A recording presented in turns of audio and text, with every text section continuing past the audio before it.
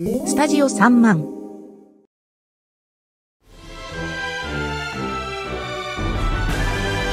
In a world of dungeons, dragons, and devious DMs, 4 adventurers set out to save the mysterious land of Blaelflow. I'm Frank Bunty, Dwarven Paladin and all-round badass. I like nothing more than righting wrongs and smiting evil. I'm Bonarail, a half-elf rogue that'll rob you blind and mess you up. I'm Lord Sugar, a human wizard noble. I'm rich, I'm better than everyone, and I set fire to everything. I'm Draco Justice, Dragonborn Monk. For when justice calls, who will answer? I will. I'm Draco Justice. And I'm Doddy, the resident DM. I'll be throwing everything at these guys, including the kitchen sink. Ooh, a mimic kitchen sink.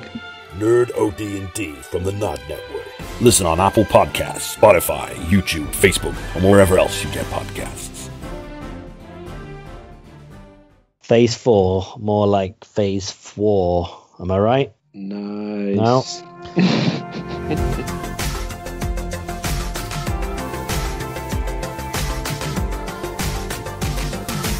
Hello and welcome to this week's edition of the Nerd OD podcast with Dan And Reg. and may the 4th be with us all, or Revenge of the 5th when this actually comes out. Is it Revenge of the 5th or is it Revenge of the 6th? Both of them, I hear very valid arguments for both. I thought it was the 5th, but Because Revenge of the 5th, you've got the ith from Sith, but then 6th, you've also got the si and the th. It's just an X in the middle, so it's difficult. I don't know which one to go with, but I feel like then the 5th needs something, and I don't know. I got nothing other than that. So, yeah, Revenge of the 5th today. If you're listening to this on release day, but it's International Star Wars Day. It is indeed. And have you watched anything exciting Star Wars wise? I have not, but only because I only realised about 10-15 minutes before we started podding and we're on a schedule. There's a Simpsons Star Wars crossover short And on that Disney is the Plus. only thing I have watched. Yeah, to be honest, I've got no current interest in the Bad Batch, and that's not to take anything away from that. I'm sure it's amazing and I will eventually watch it, but I cannot watch that without watching everything that came before it first. So at some point, Apparently you can. I'm sure I can. I just feel like I can't. I just don't want to. I want to go in order. I want to watch. Oh, right. 7 seasons of Yeah, exactly. But you know what? Everyone I hear that's watched it says it gets amazing. So we'll see. I have heard that. It's just this. It's the animation style. I really don't like it. Yeah. It just looks old and tacky and cheap. Like even so that's the problem now, with CGI. The Bad Batch ages, still looks not good. Right. And I think that's part of the real. I'm like, yeah, I can't get myself invested in it. And like, I know it's supposed to be good. I read the review about it before we started podding of the premiere. It's like a feature length one of like 72 minutes. All right. Okay. So it like reintroduces the Bad Batch. And tells you like literally where they're up to and what's going down like before it, which is why I was saying you don't really need to if you didn't want to, but obviously you're one of those which is understandable. I think most people are going to be like, I don't want to miss anything. I want to watch it all. And I think if the animation style was a lot better, I probably would have been like, yeah, I'll sit with this and get through this, because I know the story's supposed to get really good, but yeah, I can't bring myself to do it. But the Simpsons crossover literally goes on for about 4 minutes or something. It's not long. It's like the other. Well, it's another Maggie one. This one, isn't it? But it's set in the same daycare centre as well, from the look of it. But obviously, completely Star Warsified. I was working away here on my desk, and Ash and Oliver put it on because she was like, "Do you want to watch Simpsons?" And he was like, "Yeah." And she was like, "Which one do you want to watch?" And he was like, "Oh," because I had a funny picture of Maggie on the front holding like the lightsaber dummy. So he was like, there. So and there's no talking in them in the shorts either, is there? No. So that's probably even better for Oliver, someone Oliver's age. He's the thing I love is he was proper buzzing off the like BB-8. He loves BB-8. So there's like a room where like there's about 40 different BB-8s just all ragging around in it. And Maggie, without giving anything away, puts like her head, like her little bow for her hair on the BB-8 that does something for her to begin with. So she knows like, that's... which one? That's the one. Right. I get it. And he was just buzzing off it, and he was like looking around trying to find a little bow, and you could see his eyes like proper darting across the screen and stuff to be like, where is he, where is he, where is he, where is he? And he was like getting so excited when he's seeing it and stuff. But he loved it. And then when I was with him yesterday, we were looking through all the different Lego like shorts and whatnot, because we've been watching like Lego City Adventures. Like again, there's no talking in them. It's just all like full on carnage of guys breaking out of prison and doing different heists and stuff. And they only go on for like 2-3 minutes at best. And he absolutely loves them. But he's been watching on YouTube Kids the animations of all the Lego Marvel characters. So you see like the Hulk, like Bruce Banner turn into the Hulk and do a special move, and then you'll see Peter Parker turn Spider-Man, do a special move and stuff like that. And he's seen the Lego Marvel on Sky, and he was like, "Oh." So like, "Oh yeah, we'll stick that on if you want." And he was just going mental. Like now he knows what all like. But you've been to our house and I've been like, "Show him Iron Man," and he puts his hands out and stuff. Like he now knows all of them now, and he's like obsessed. So that was really fun, because we've sort of started growing away now from like the baby cartoons and getting more into like we sat and watched SpongeBob for like a long time over the weekend. I think I've watched about 6.5 hours of SpongeBob SquarePants over the past weekend. You're onto ones that you can watch and actually enjoy now. Yeah, and the thing was like he was laughing, and like, his thing with SpongeBob is he loves doing the right at the end of the intro and say SpongeBob SquarePants, SpongeBob SquarePants, SpongeBob SquarePants, and he goes do do do do do do on his nose. Like Oliver just can't stop laughing, and he just starts doing the little tune on his nose. Awesome. Like from that moment on, but it's only started because Happy Meals, the McDonald's Happy Meals, are the SpongeBob ones now. Okay. So he was like, "What? Am I right that they don't use plastic anymore? You don't get plastic toys anymore." Yeah, so this is rubbish. Well, so which is, it's all well and good. I get that, brilliant. Let's use less plastic. But what do you get now? So it started off like we thought it was just a special when it first happened, because you got the Jurassic Park Camp Cretaceous. Oh yeah. That was the Happy Meal, and what happened was you got these cardboard do-it-yourself dinosaurs. So you'd like a little model kit that you sit together, and it comes with a little scene as well.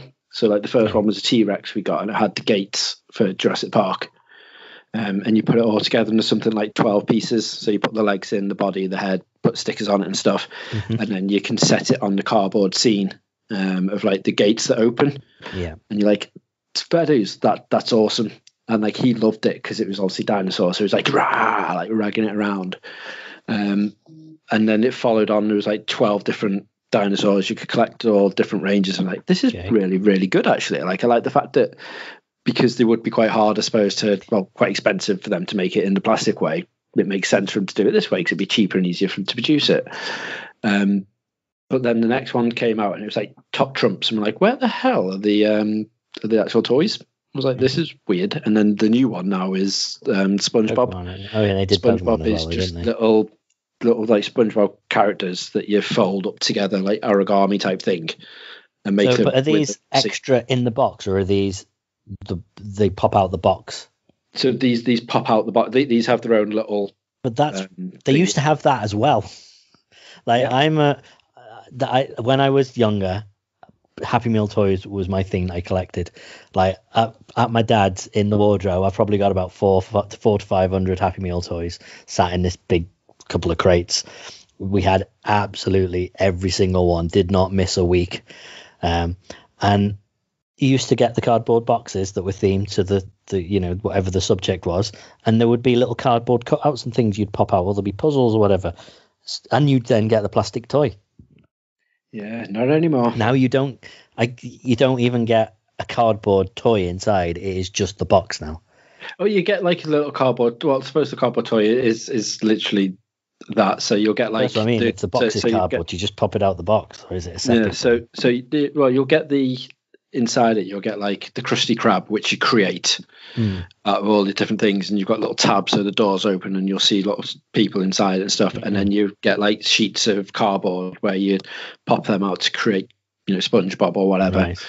Nice. But yeah, they're so flimsy because the paper they rip dead easy. Yeah, it's a. think I mean, so. especially for a little kid, it's you'll get a couple of plays out of it, or that, and that's about it. Yeah. Like any of the stuff that I would build out of the box back in the day, that would be a single play, and then it'd be bin or recycle or whatnot. But the plastic toy, great, it sounds like a win-win. Like great, that's great for the environment. Plus McDonald's are like, brill, we can charge exactly the same amount we used to, and now stop spending all this money on making toys. We can just print cardboard. Yeah, honestly, and this Genius. must be even worse because the amount of paper they're getting through the trees and stuff. It's like I don't know how that's better for the environment. Because you can recycle that plastic. Once it's plastic, that's pretty much it. So Anyway, how did we get onto this? Oh yeah, you were talking about watching kids TV and stuff because we watched The Simpsons because it's Star Wars Day. Yeah, so we've been watching all the Simpsons and like SpongeBob and stuff, and you genuinely do forget like how adult and stuff like SpongeBob is. It's crazy, but it's really funny. Like, and I sat there, and I laughed at it. I think more than what he did. But I didn't realize like how many different variations of Lego shorts there are for like Marvel and all that sort of stuff. But I think he's now showing like interest in wanting to watch Marvel stuff, which is awesome. So at least I'm now like, oh, you want to watch this now? Oh, you want to watch this? And it's really fun. But again, the downside is like we watched the trailer, the teaser trailer for Phase 4 of the Marvel of the MCU. We watched that, and when he seen the whole big huge battle with like Captain America coming in, he was like, ah. So then straight away came over to me and was like, like giving me digs, and I'm like, oh no, like it's amazing. You want to watch it, but We'll circle back to this in a bit because it feels like there's more to talk about with that. Oh yeah, definitely. In terms of that, but the one thing he definitely can't watch, which I have watched to keep it relevant, is I did watch the Mortal Kombat film. Oh, okay, yeah, interesting. As you may have seen my impressions of. Yeah, how did you watch that then? So was it's available to like rent? Is it?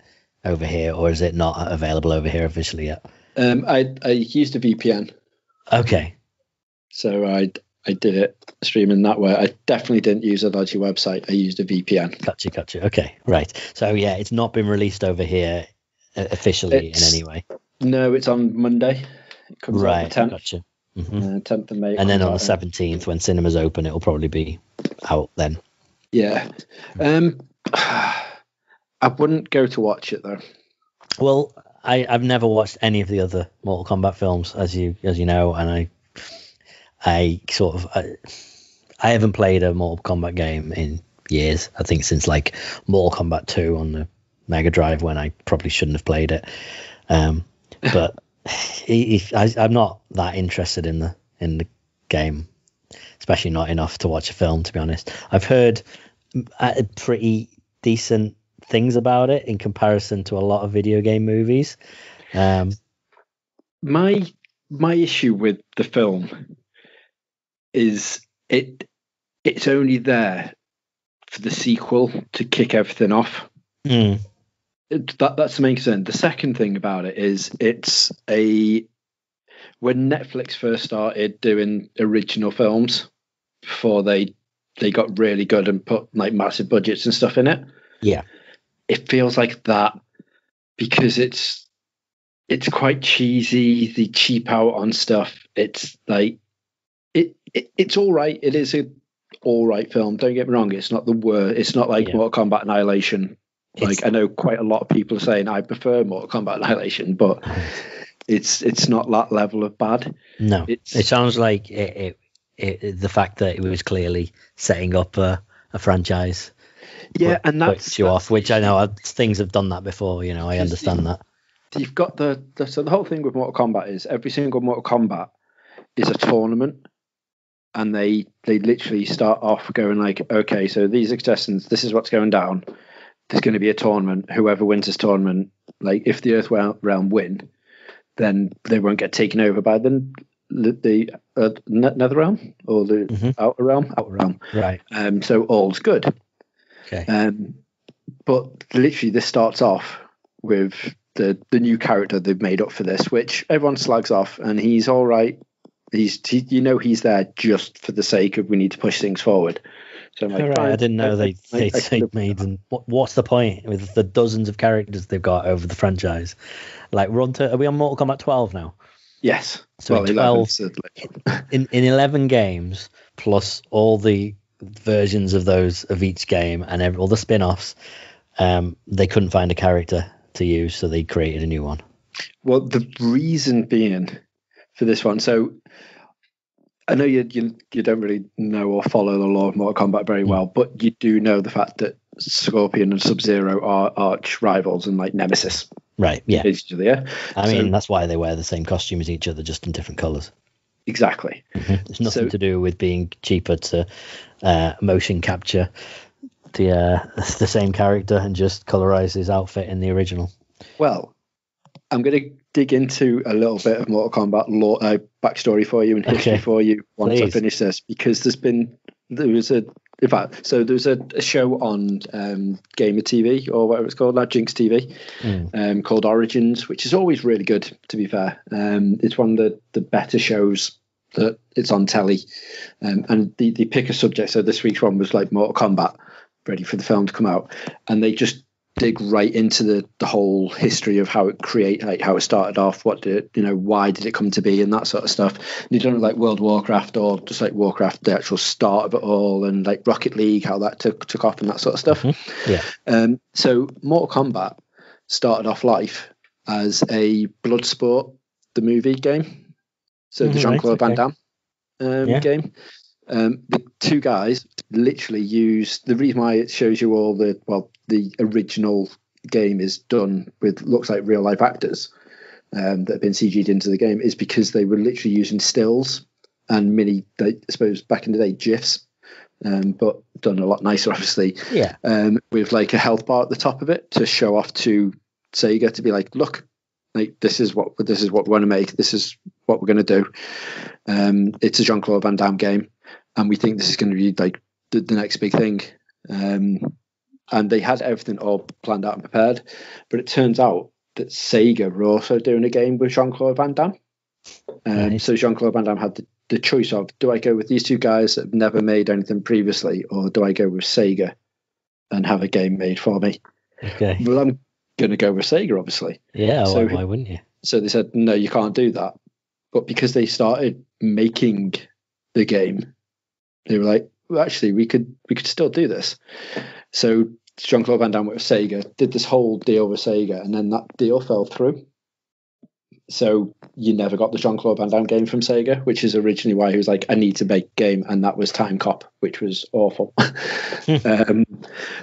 But they went on and were like, right, okay, we're in the back of this dingy like dance studio, and we're making this game. So they got their mates to literally come round, and the only gear they could find at the time for the likes of Scorpion or Sub-Zero was those sort of costumes. Right, okay. So that's why they all look quite similar. And that's it, like right. Like Sonya Blade. So Sonya Blade all dresses in green, like the military combat gear. The gear she wears in the original Mortal Kombat game, Mortal Kombat 2, which is the one, is she was a dance instructor from that studio. And brilliant. that was her get up to do the actual classes with and stuff. That's why she's dressed like that. And it was showing you like so much of the backstory. I'm like, that's actually really, really impressive. And that's why Johnny Cage is the failed Hollywood actor in the game, because they're like, we want to throw some jabs at Jean-Claude. So JC, Johnny Cage, Jean-Claude. I see. Come through it all. And so that's why he became the sort of the piss take character. And his special move is the punch to the balls, because that's how they felt when he when they let him down and went with Sega instead. Okay. And I'm like, some of the stuff behind it is fucking brilliant, and it's so funny when they go through it. But going back to the film, Scorpion and Sub-Zero, the film starts off amazing. If you haven't watched the first 7 minutes, which is free if you go like on IGN or anywhere and watch the first 7 minutes of the film, it's all on there legally to watch. Watch that, if you're not going to watch the rest of the film, just watch that. The first 7 minutes is fucking incredible. So it's done where it's back in the olden days when they were both their actual normal people. They weren't Sub-Zero, they weren't Scorpion. They were just the two opposing ninja clans, which go for it. And it shows you just Scorpion's family, like Hanzo's family, just like all working away. When you see, I can't remember, it's like Bo Raiden or something like that. The guy who is Sub-Zero. You show him just coming in and taking out all the members of Scorpion's clan, and Scorpion then fighting back. But the choreography in the fight is just beautiful, and it's done so well that it literally sets it up to be like, this film is going to be amazing if all the fights are going to be like this. And it shows you how he first created his little like whip thing. Okay. You know, the get over here, and he bring it back over. It's like a garden implement, and he just gets a rope and wraps it around that, and he uses that to fend off guys, and he just wraps it around his wrist and starts like launching it out at people and stuff. And it's done just awesome. And then obviously that's how that came to be in the game. Sorry, the film The Scorpion. And then obviously shit goes down, and then it just cuts to modern day, and it turns out, are we all right to do spoilers for this? Or since it's not out yet, probably best off not. I would avoid it, I'd say.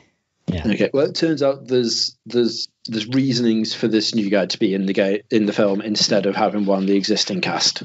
Okay. So like, he's obviously made for this film to be like, oh look, here's some ties to the actual universe and stuff, and this is the reason why we couldn't go with the guy. But the it's just it brings up everyone very quickly to be like, oh look, he's here, oh look, she's here, oh look, he's here, and then doesn't really do much with them. It's just be like, right, okay, so now they're here ready for the next film. That's cool, right? Okay. And the stupid thing is, they all have their powers. They get their powers, which you obviously see in the game and stuff. But they get it from their arcana, which is like a birthmark of like the Mortal Kombat symbol. Right. And the only way, if you don't have one of those symbols, is if you kill or defeat the opponent who has one. You then get an arcana from that. Instead, it like transfers over for some reason, which is nothing like the game. Okay. So I don't know why they've done that. So yeah, his one, as you can see in the trailer, is just like he gets this like bronze body skin, which makes him like, you know, uber hard, and these two massive tonfas to fight with, which, you know, is pretty cool. Kano, which I didn't realize at the time, is, you know, the pharmacist in Superstore, the one who's just very sexist. He's like, yeah, take all the drugs and do all that. He's Kano. Wow. Okay. Interesting. And yeah, he plays him really, really well. The only downside is every other word out of his mouth is the F-bomb. Like, even when there's no reason for there to be, there'll just be silence, and Kano will just go, fucking hell, just to make sure there's a swear word in it within like a 2-minute time. And like, gotta earn that R rating. Yeah, it's just like, there's enough fatalities and gruesome things in that film to make sure it warrants having that R rating. And like, the fatalities are brilliant. They are like really, really, really well done. Right. And the likes of Jax's, like how he gets his metal arms, so like it is all brutal, and it is all like the fights are really, really good and really grim, but they're very short, as though they're like, we don't have enough budget to make this a huge affair, so if we could just do it very quick but very brutal, that'd be awesome. So like the fight scenes, even between like the big guys like Sonya and Kano, or, you know, like Scorpion versus Sub-Zero, when that kicks off, goes on for like 2 minutes, 3 minutes max. And like, even the one like the film from 1995 had like, you know, a good like 10-minute fucking fight scene with Johnny Cage and Scorpion and stuff. And it's like, that's just a bit weird. I don't quite get it. And the first 7 minutes going back to that, it looks beautiful, like the landscapes and like the scenery and everything, because it's all obviously old-fashioned Japan and stuff.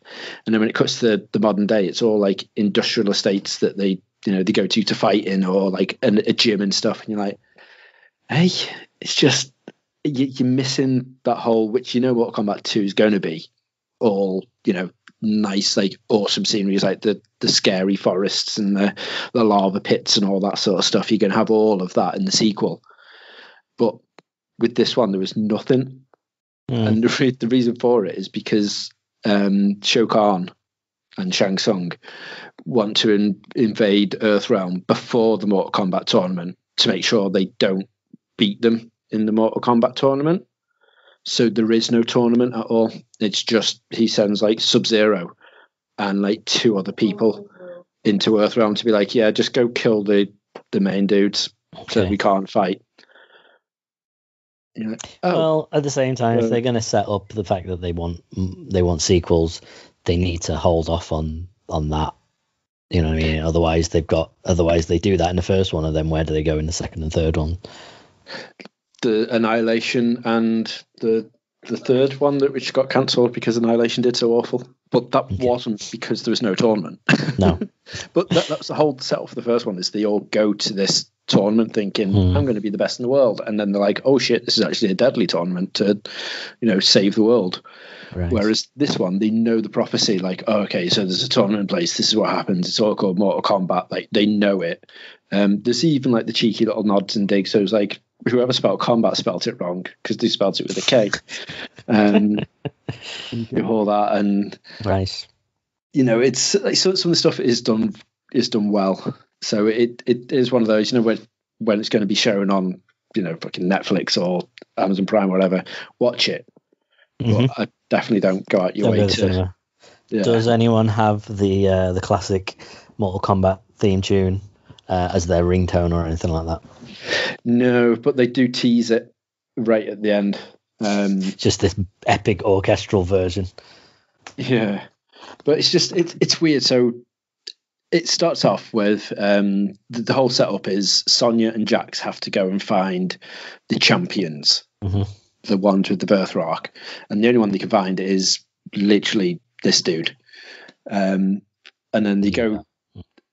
Stuff happens. They go to raid, and Liu Kang's like, like this is it. This is all of the Earth champions. So you're like, I'm pretty sure there's more that come from Earth, but if this is all there is, Raiden's like, yes, I can sense this is all that they've got.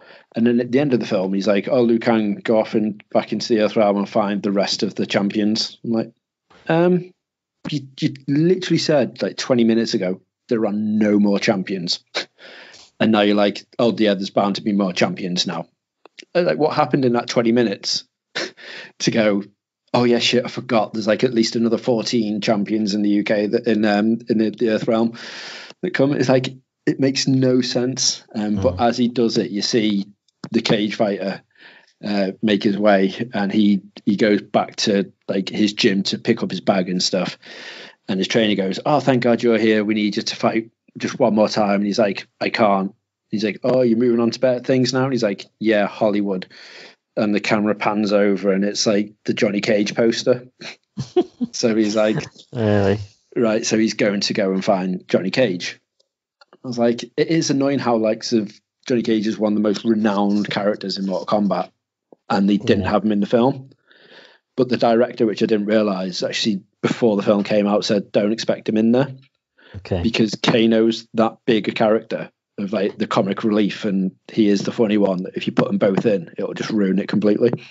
So he said, we had the choice of what do you want to do, and we know people want to see Johnny Cage more, so we're like, we'll save him for the sequel. People will come for the sequel.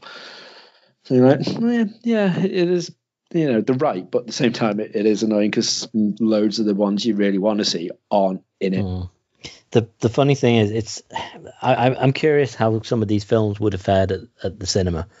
And I know that, the cinemas are open in the States, but they're still not, apart from King Kong, which seemed to be, Kong versus Godzilla, which seemed to be a bit of a anomaly. People still aren't necessarily flocking to go and see films, especially when they're on HBO streaming service. So I'm curious how, like, the streaming numbers are great, because pretty much anyone who's now got HBO Now, or is it HBO Now it's called? HBO Max, isn't it? HBO Max, sorry, yeah. Anyone who's got that is pretty much watching these things. So the numbers to them look amazing. But I'm curious whether that it's probably enough then to set up and make them fund a sequel. But is it enough for them to, would it have been if it had just gone straight to the cinema? I don't ever hear enough people like who are that into Mortal Kombat. I know you are, but from I don't know, from what I see, you're a bit of an exception. But I don't know. There must be an audience if they've made how many films? Circles, isn't it? Because the amount of guys that I know, like my old mates growing up and stuff, preferred Mortal Kombat over Street Fighter, and I was the one that was like, I'd much prefer Street Fighter over Mortal Kombat. So apart, like, not film wise, game wise, I just mean in terms there's so many IPs out there that they've never attempted to turn into film. Yeah, they've done this now. What is this? The fifth film?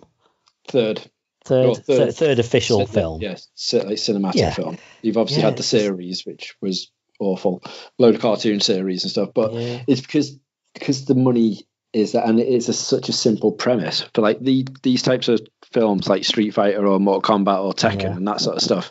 It is just literally a fighting game. So it's a tournament. You go somewhere, you have a fight. It's blood sport. The game in it is just exactly that again. And bringing it in, it's just the thing with Mortal Kombat, which people are flocking to come and see it, is for the fatalities, is for the actual, the gruesome moves, the hard hitting combat, that sort of stuff. Because the characters you do it, it's like some of the fighters are from like the Raid and stuff, so the actual fighting's going to be amazing because of the actors they've got in it that come from like amazing background. So like it is really good, and it's one of those that's got such a cult following that it's bound to have it. So it makes sense why they keep going for it. But I completely agree with you in some aspects. I'm like, there's so many better games out there that you can make films from. Like, why aren't you?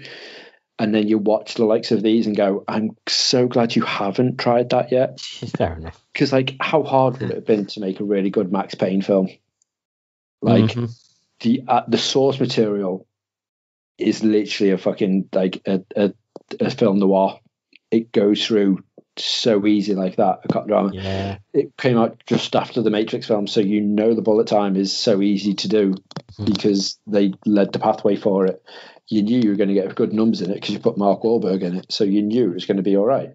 Yeah, but that was half the problem. But that was the issue: is they put Mark Wahlberg as Max Payne, and then decided we're not actually going to make a Max Payne game. Film. We're just going to do this fucking stupid cop drama. It was just an awful, awful, awful, awful thing. Yeah, and I hate that. But these days now, the likes of they're going to be bringing out the Last of Us film, the Uncharted film, like all these sort of stuff. I'm hoping they do well. Because then hopefully they'll start putting more bigger budgets into the actual The Last of Us TV show. It feels like the right way to go though as well. I feel like that's got a pretty good chance of succeeding. I think that should be decent.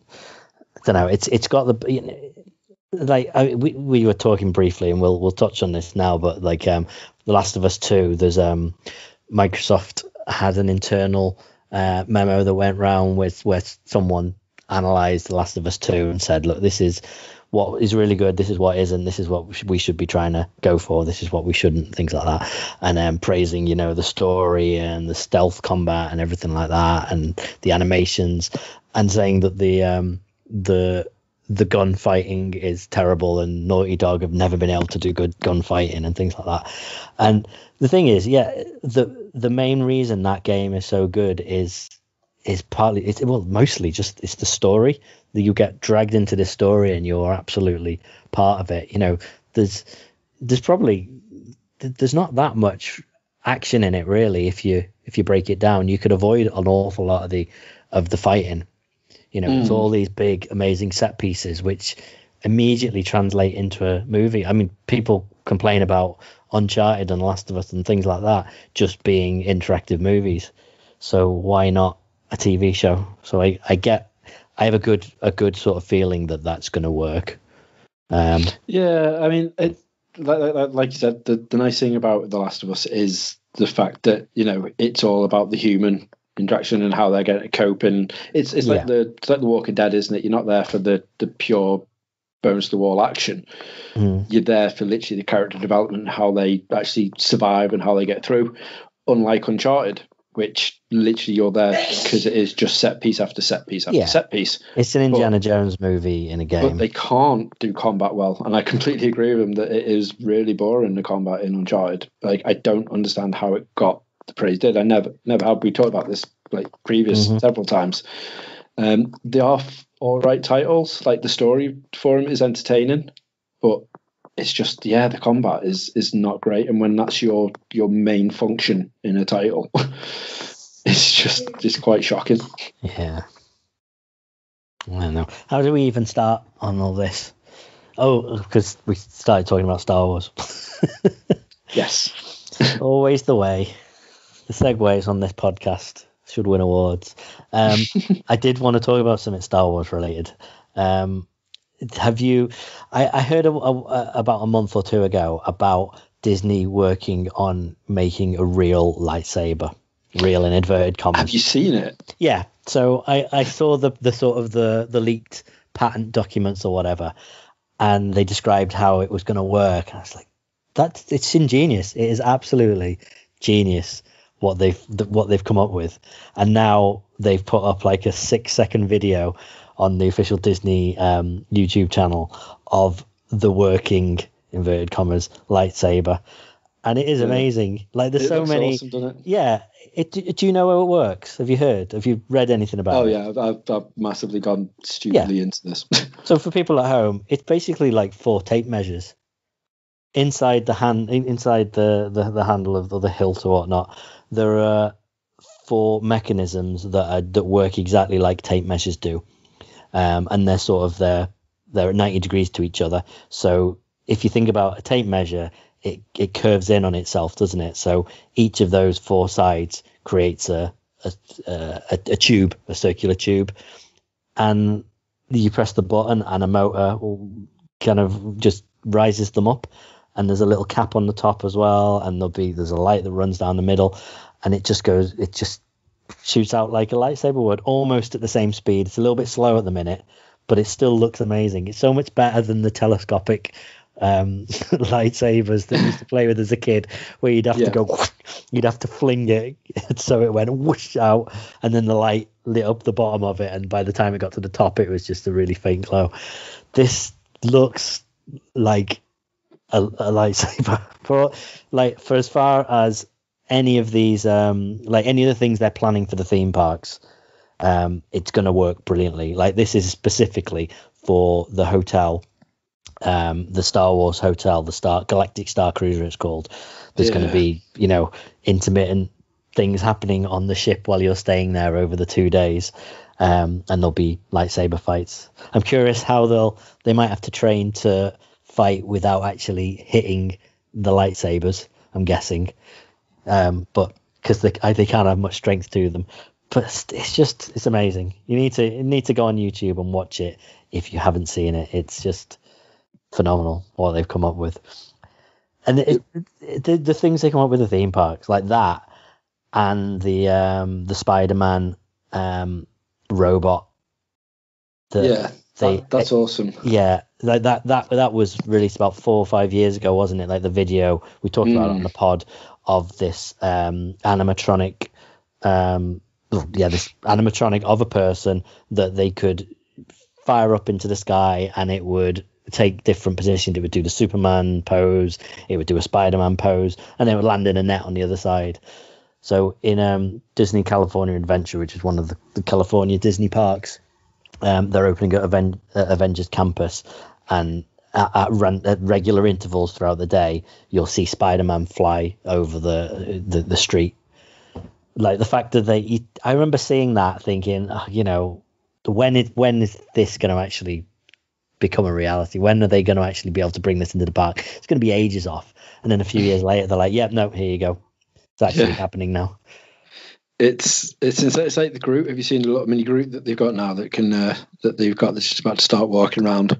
So they're doing the Guardians of the Galaxy ride in Epcot.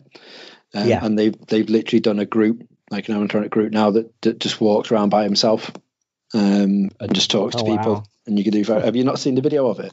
What is it like? The teen Groot, that sort of size. Yeah, it's a small group. Yeah, that goes through. It's like a little group, but it looks amazing. If you have a look, James Gunn tweeted out and was like, "Holy hell!" And I was like, "Yep, it just looks amazing." Like he's in the overalls and stuff, and he walks around going like, obviously, "I am Groot," because he doesn't really say anything else apart from that. So that aspect of like interacting is perfect. Yeah, because just a couple of voice lines they need to make sure they're doing to the right pre-programmed setting of it. Yeah. Oh yeah, so it is Baby Groot. It's modelled on the Baby Groot when he's on the Ravagers ship.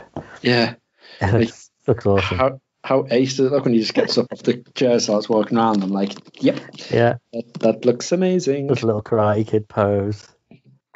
Yeah, that's awesome. Oh, and it's just a tiny little cable that runs behind him that's clearly powering it. Yeah. Brilliant, absolutely amazing. Just some of the stuff they're coming up with for the theme parks. I remember when they released the first Mickey Mouse person in a costume where the mouth moved, and there was someone behind the scenes talking. I was like, it's just ingenious. Why have they not done that before? I was going to say it's mad, isn't it? When you start to look through some of them, you're just like, wow.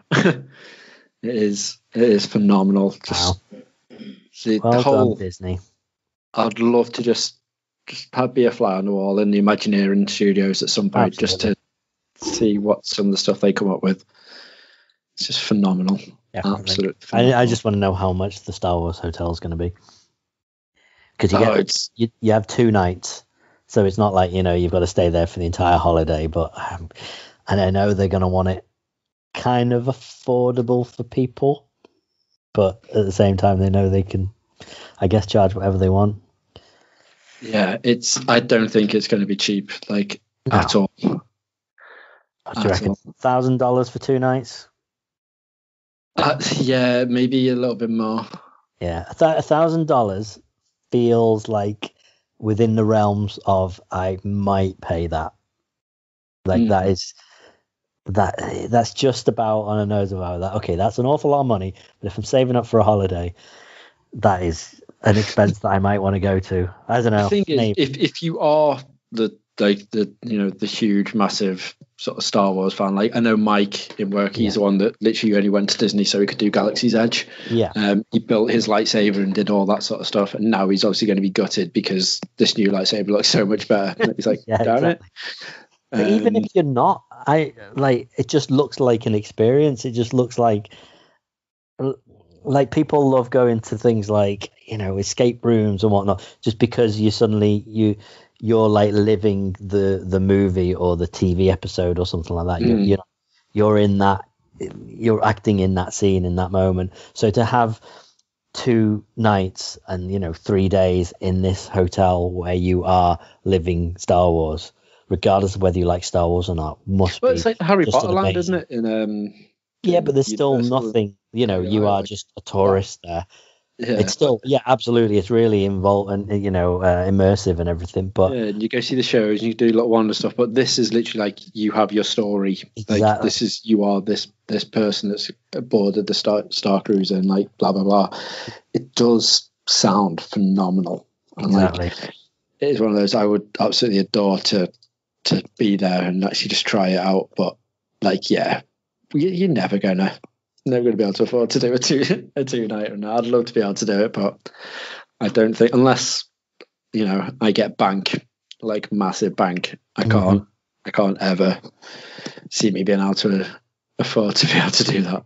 It's just a little bit more saving, isn't it? It's just you're already saving up $3-4 grand or whatever to take the family to Disney World. Why not just save another couple of grand? I don't know.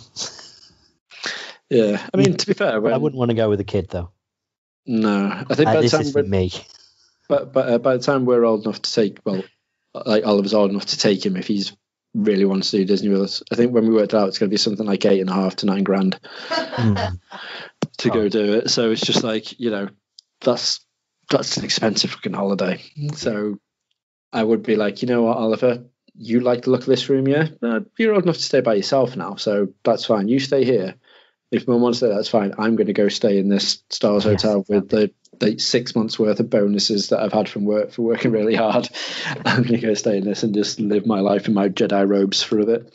There you go. But yeah, you better get a Jedi dressing gown. They don't give you one of those. I've never stayed in a hotel where you got a free dressing gown. It feels like it should be a life goal. Yeah, I think that's a myth though, more than anything. It's what? I think that's a myth more than anything. I think you can have them to walk around in, but I think you get scolded and I think fined, or not fined, but you get billed for it, don't you? Afterwards, be like, you stole the dressing gown. Like, God damn it!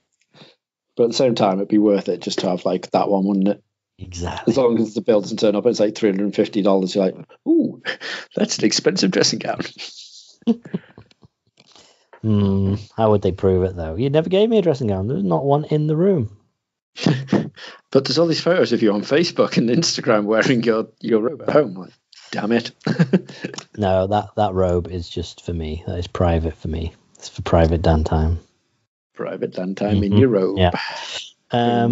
So the other thing we touched on before, and kind of the big thing from this week, was the Marvel. It was like, what did they title it? It was like Welcome to the Cinema or something like that, wasn't it? Welcome to the movies. Welcome to the movies. There you go. And it was completely out of the blue, I think. I don't think anyone was expecting it. And it was essentially them, the first couple of minutes, them going, look what we've been through with phase 1, 2, and 3, and and it builds up to showing a clip of inside the movie theater, the moment when everyone appears through the portals in the final battle in Endgame, and Cap doing his Avengers Assemble line, and hearing the crowd watching the film absolutely lose their mind. It made me miss go to see the Avengers in Florida. That did. Oh yeah, absolutely. Yeah, that is absolutely true. I mean, imagine going to watch that Endgame opening night in America in probably like we went to the movie theater in Universal Studios, didn't we? Yeah. So you're right by the Marvel theme park. So yeah, somewhere like that, it was amazing. Such an experience, and but watching that trailer, I was just like, it's just such an amazing moment, and to see everyone just lose their mind at it was great. And then they're like, okay, and then this is what we've got to come, and they start showing a little bit more of Black Widow, which we've nearly seen the whole movie now, I think. Yeah. Which still very excited for it. Still can't wait to go to see that in the cinema. I just, that's the only one where I'm like, that's pointless. Yeah, I don't know. It feels like after everything that's happened, feels like a really good one to just, standalone movie. It's not going to affect anything else. And gives her what she deserves. And it seems so pointless because it's set. Obviously, I know it's set in the past, but it's like one of the only dead fucking Avengers. It's like you've got a list of 1,000 different Avengers to choose. And I tell you what, we'll choose the dead one. Yeah, but the one that there's death it's was not really that. poor. It's that everyone had been asking for it, clamoring for it, and dying for it. But that was before she died. And now she's dead. They're like, yeah, we don't really need it. Let's have a film where we can actually, use that budget to put in towards like a Howard the Duck movie. Oh dear, it's never going to happen though. If the TV series got cancelled, I can't see the movie. I can't believe they cancelled that. It still hurts. I know, but I do feel like we've got Thor: Love and Thunder, which that could easily feature a Howard the Duck cameo, if not an actual major part. We've got another Guardians of the Galaxy coming. That too could. We've got a Guardians of the Galaxy Christmas special coming. That could definitely have a place for Howard the Duck. That feels like if you're going to do it anywhere, do it there. But anyway, so they obviously show some more of Black Widow, and then they showed part of Shang-Chi. Have you seen the trailer? You've watched the trailer, right? We have because we haven't podded since that came out. Thoughts? What do you think? It's a weird one. Like, it did not feel like a Marvel film No. At all watching it. It felt, if anything, it was like Marvel going, oh, you know what's a really good thing? Remember Crouching Tiger, Hidden Dragon? Yeah, let's do a similar sort of thing, but put our spin on it. Did you ever watch? Obviously, you watched Daredevil and stuff, but did you watch Iron Fist? No. It had a feel of that, which I kind of obviously I think when you think about it, it's a very similar sort of setting, I guess. But yeah, I don't know. I'm the trailer did well. I think it made me quite interested to see it because me and along with a lot of other people out there, I think haven't got a clue about the character, and that's probably a really good thing. But it's not so. Do you remember when Guardians of the Galaxy and they said they were making the movie Guardians of the Galaxy and everyone was just, who were they? No one outside the comics community had any clue. I feel like it's the same sort of thing. And I know it's another attempt for Disney to try and get the Chinese market like they did with Mulan. But I don't know. I thought the trailer made it look particularly good. Similar sort of way to maybe as I know we didn't really think much of the final product of Black Panther, but I don't know. It's got its own. It's got its own world that it looks like they've done well at putting together. So I don't know. We'll see. Yeah, I'm intrigued by it. To be fair, it's one of the ones I really am intrigued by. Yeah, and at least that's plus it's another step towards the magic, the sort of side of the Marvel universe, which is interesting. They seem to be going really all in on that with obviously then next Doctor Strange and WandaVision and whatnot. Yeah. So that'll be interesting. But anyway, after that, I think that it was the surprising stuff that came after it is first of all showing a bit of Eternals, which in the weeks running up to the Oscars, I heard lots of people going like, okay, the big one that's going to be that they think is going to win the best picture and whatnot is Nomadland, which is on Disney Plus now, which did actually win because the director of that is the director of Eternals. But they could not be so like complete polar opposites in terms of filmmaking. Because like everyone's saying like Disney are gonna be they're holding back on the trailer because they want to put the trailer out there saying from Academy Award winning director Chloe Zhang, I think her name is, which they haven't yet. Obviously they haven't released a trailer, but I'm sure they will. I'm sure they're rubbing their hands together, quite excited that they've got an Oscar. Now. But like I don't know what other films she's made, but it's Nomadland. It from what I can tell, it's like almost a dramatized documentary type thing about people who sort of live off the grid, who are nomads. They just live in their caravans and stuff like that. And it's got a character, it's scripted and whatnot, but a lot of the people in it are actual genuine nomadic people. And brilliant. That is great. I'm sure she's done an amazing job on that film, but I don't understand how then that is going to translate to something like Eternals.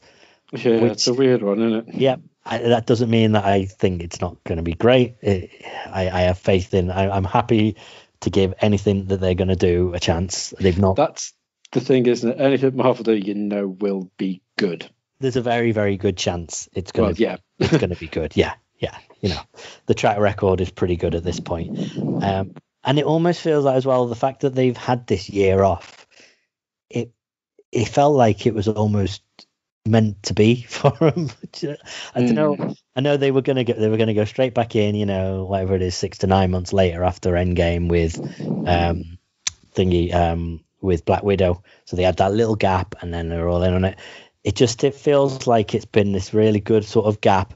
And you were saying, in fact, I think I saw that you shared the pictures and the video. You said you thought you'd had like sort of Avengers fatigue. You were like done with it, but now seeing this, you're suddenly okay. Now I'm hyped again.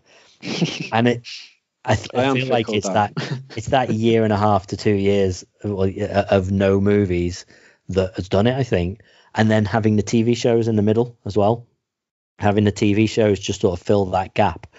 I really feel like that's I don't know, that's almost brought the hype back round to levels that there was at when Endgame and Infinity War were coming out.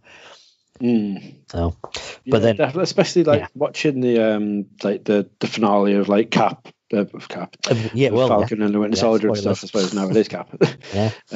Like all that sort of stuff has made me go like, oh, you know what, that was fucking brilliant. Like we were watching, which I do want to talk a little bit about as well.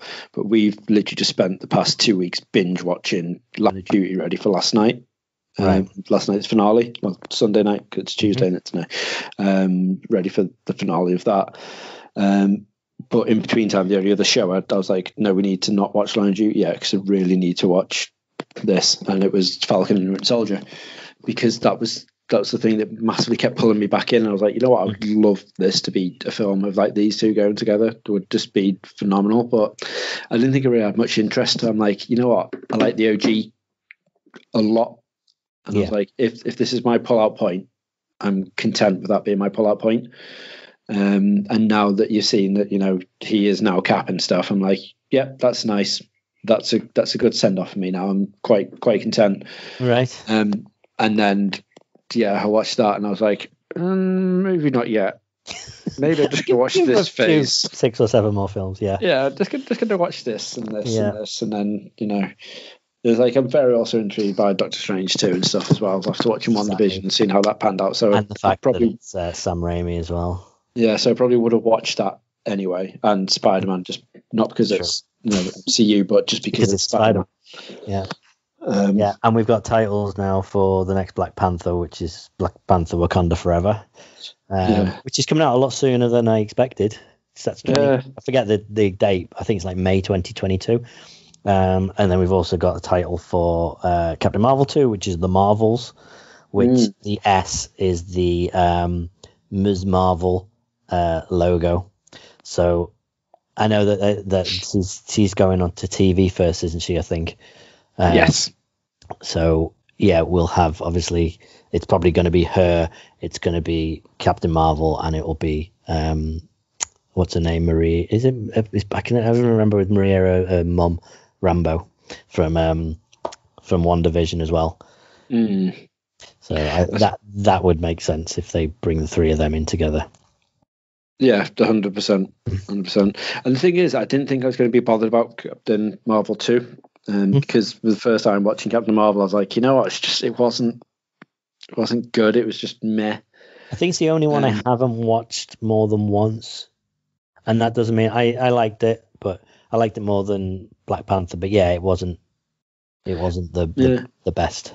But watching it second time round, it is actually better than you give it credit for. I think because you didn't know what to expect the first time round, but you wanted more from it, despite not knowing what you wanted from it. And now not having that and just literally watching it, knowing what's going to happen, I enjoyed it a lot more. Okay. So it's actually not a bad one. I'm planning at some point to work my way through all the movies again, just because there's been so many that I haven't seen in years, even like the original Iron Man. And in fact, even the Incredible Hulk, I'm intrigued to watch the Incredible Hulk again because that's been so long. The Spider-Man movies are coming to Disney Plus as well, aren't they? Yeah. Despite the fact Netflix had the agreement to be like, yep. And they're still like, no, we're having. Well, as soon as that expires, makes sense. And then what else did they announce? Oh, and then they obviously teased that Fantastic Four is actually happening. Yeah, that's the end of the thing, wasn't it? It had to. I would have put money on it being the next big one that they're going to go for. I'm really curious who they're going to cast for it, but I'm quite excited for almost everything that was in that trailer. Phase 4, more like Phase phwoar. Am I right? Nice. No. Okay. I expected a different reaction to that.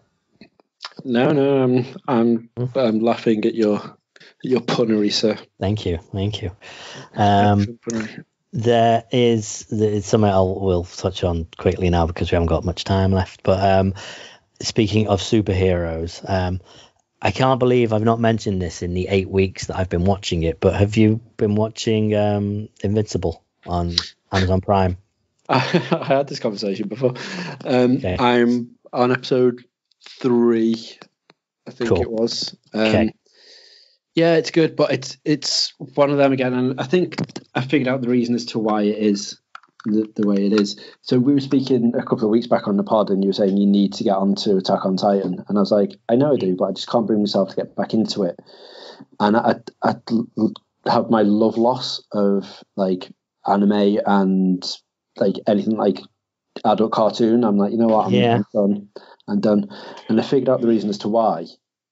It's because all I do is watch cartoons. Okay. Oliver, that I'm like, the last thing I want to do is watch another cartoon. But now we sort of moved on to like, you know, cartoons that are actually quite enjoyable. Like, you know, I'm going to see what this Invincible's like. Just we did it the other day, and I watched one. I was like, yeah, it was all right. And then I stuck the second one on. I was like, now it's getting good. Yeah. And then I watched the third one, and like Mike is like, I'm on episode 6. It's the best thing ever. I'm like, no. It is very, very good. It's got its down moments, to be honest, where there's a couple of episodes where they're like there's an overarching story, obviously, but then there's a few individual tales they tell within that, and there's a couple of those which aren't as good as they could have been, but the overall story, and especially once it gets to the last episode, it's just amazing. And it's the sort of thing, I don't know, I'm not going to have that same problem as you do. At the same time, I don't really look at them as it being a different thing, in this case at least, purely because it's a 45-50 minute animated series, which is rare. You know, it feels like it's an episode of a normal TV show, like it's a Walking Dead or whatever, or it's, you know. So I don't quite get that. At the same time, they definitely couldn't have done it better if they'd have done it as a live action show. It feels like some comics are really difficult to translate, and I understand why when they do try and make some comic book movies, they just fall flat on their face. But this really works well because it's animated. It is just an animated version of the comic, and there are some differences, don't get me wrong, but it's, you know, close enough to it.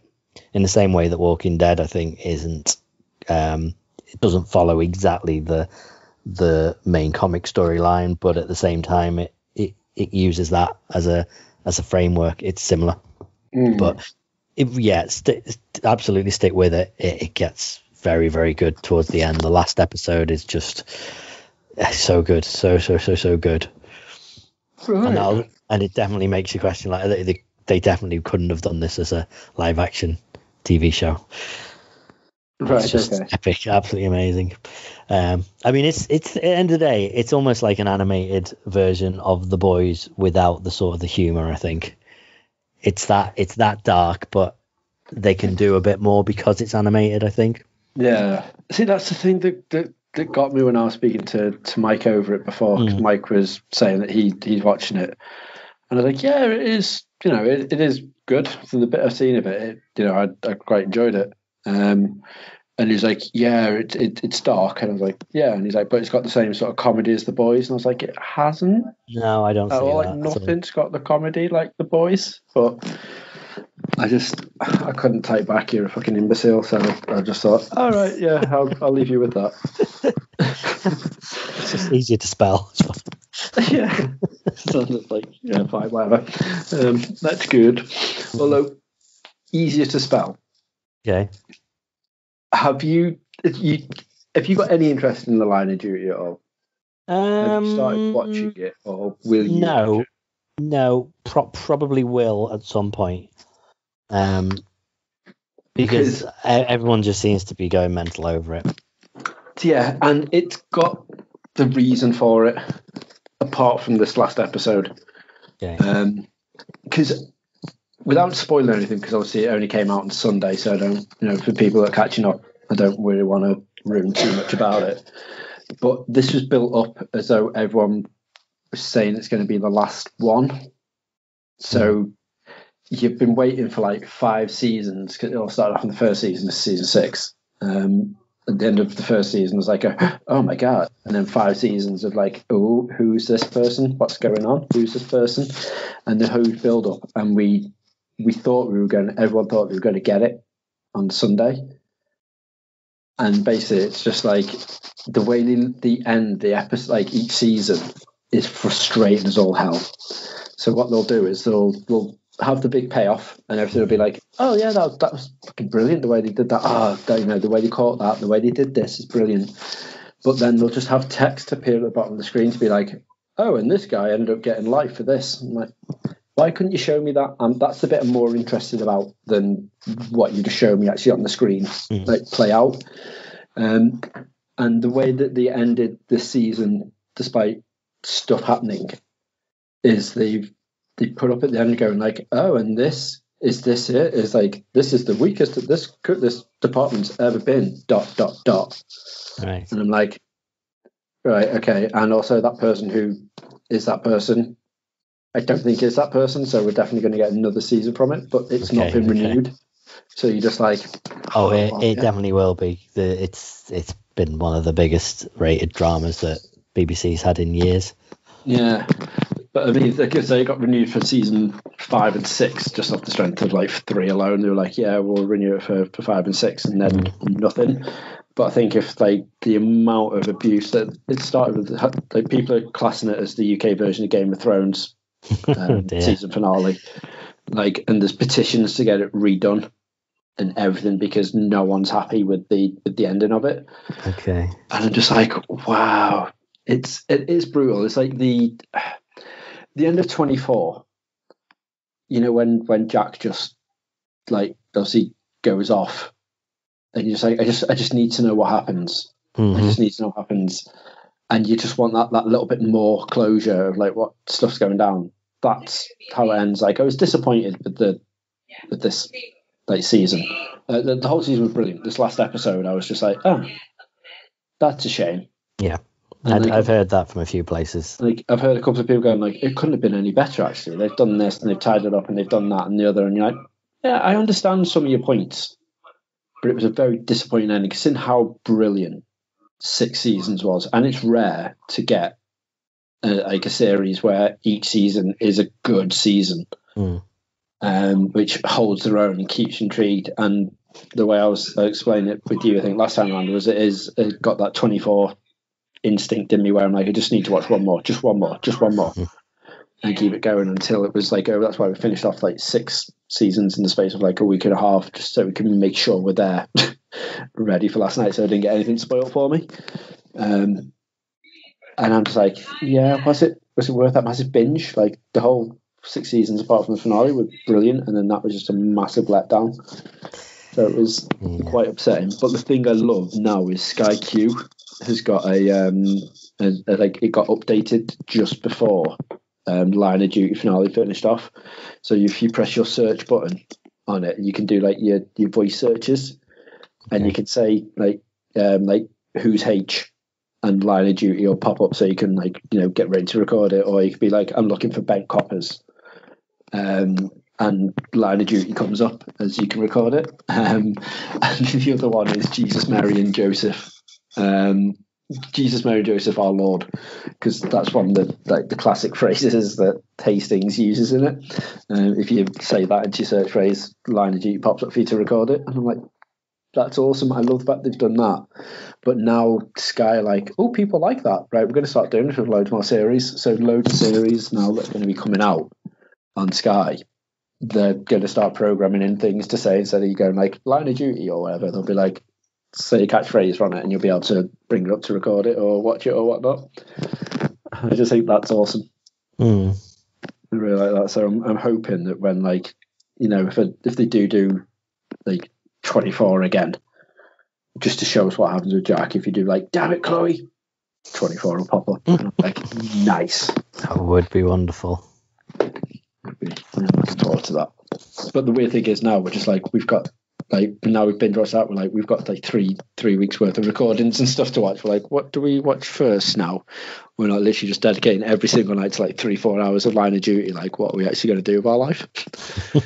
So it's weird. Like, we've got 9 episodes of Superstore and stuff to catch up on. I'm just like, yep, we've not watched anything else apart from literally Line of Duty. It's just been crazy. So we've got Taskmaster and all sorts to get through now. Oh, yes. And do you know what? This is one of the best seasons there's been so far. It's good, isn't it? There's at least one of the cast members in particular is just amazing. Who's your favourite so far? I think we're on like episode 4, I think, or 5. You're not far off the end, are you? 2 or 3, I think, to watch. Yeah, they filmed 12 already. They put out for people to go and watch it in basically they film it, they edit it, and then they show it in a cinema with an audience and record the audience's reaction, and that's the last you hear over it. Talk about this last time, weren't we? Yeah, so you can well, it's I think it's the middle of May, but you could apply for tickets. We tried, but didn't get any, unfortunately. But it's on this series, Mike Wozniak. I've never heard of him or seen him on anything else, but he is just perfect for this show. Yeah, 8 out of 10 Cats does Countdown. He's awesome on. But yeah, he's my favourite on this. I thought Lee Mack was going to be, but do you know he's great as well. Only one I don't really like is Jamali Maddox. I just feel like up himself. Yeah, it feels like he didn't have a clue what the show is, and he just thinks he's amazing, and I don't know, just doesn't really want to be there. So maybe that's his thing, but I don't know. It's not my thing, unfortunately. But yeah, as a whole, it's one of the best casts there's been, to be honest. Yeah, I'm really enjoying it, to be fair. Well, it's good. Aye. Anywho, we've gone on too long now. We always get to our last thing, and then we always talk about another 4 things.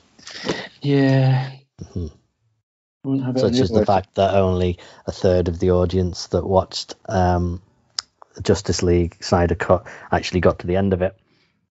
Oh, really? Yeah. After that whole shebang. Well, apparently, the majority of UK audience supposedly got to the Nightmare extra scene at the end and stopped halfway through that scene. Didn't actually watch the end of that scene. Wow. And in the States, they got to the scene where it's about 3.5 hours in, or 3 hours 20 minutes in, where where Superman goes to the Batcave, and then they all go off to fight Thingy, to fight Darkseid and what's his face, the other guy. I can't remember. It's been so long since I've seen it now. And then that's where they turn it off, which supposedly suggests that people have gone, all right, that's enough for now, I'll watch it later, and never got around to going back to it. And these are unofficial numbers, by the way. This is some company that analyzes this sort of stuff, because HBO Max haven't released official stats on it. But yeah, apparently 4 hours is a bit too much. Anyway, that is definitely our last thing. Fair enough. So, anyway, sorry about last week. Good to be back. We will have a Nerdo D&D for you, hopefully, on Friday. Yes, finally tomorrow. Yeah. Can't bloody wait. Yes. Literally, this has been going on and on now, and like we just need to get it done. We're at a horrendous pause point, and we've not been able to record another episode for a little while. So. It couldn't have come at a worse bloody time. Yeah. Really couldn't. But I am excited to get that back up tomorrow. Absolutely. Operational. Right. 2 days. It's been a pleasure. Always a pleasure. Same time next week. Why not? I'll allow it. See you. Toodles. Bye.